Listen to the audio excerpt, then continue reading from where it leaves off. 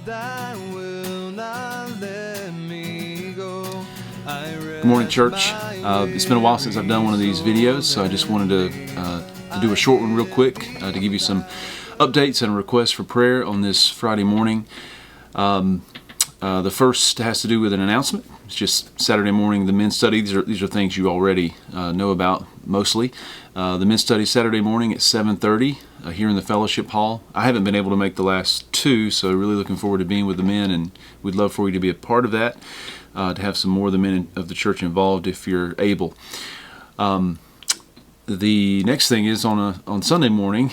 I want to reiterate this. We've announced it. It's been in the bulletin. It's been in the email. But somebody's going to show up for Sunday school. I'm sure it's going to happen. There is no Sunday school beginning this Sunday until the first Sunday in. We'll pick up the first. It's all the way through August, and we'll pick up the first Sunday in September with Sunday school again.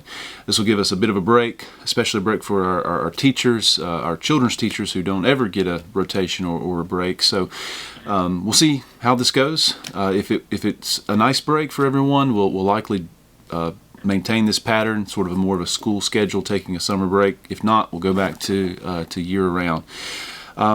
The prayer request I wanted to mention was for the General Assembly next week. PCA's 51st General Assembly to be held in Richmond, Virginia, all next week. Please be in prayer for that. There's a lot going on around General Assembly. There are seminars, there are luncheons, there are gatherings, there are things to do. But mainly it is that the elders of the church get together to conduct the business of the church. Ruling elders representing churches, teaching elders representing presbyteries. And so we'll be convening in Richmond for worship and also to do the business of the church. So please be in prayer for us as we do, that the Lord would help us to maintain the peace and purity of the church, that we would have wisdom in all that we do. This year and last year, compared to previous years, and some of the controversies that were sort of in the air, the matters before us are a bit more benign, we might say, but still matters of great importance. And so we'll be hearing various reports on the agencies and committees of our denomination.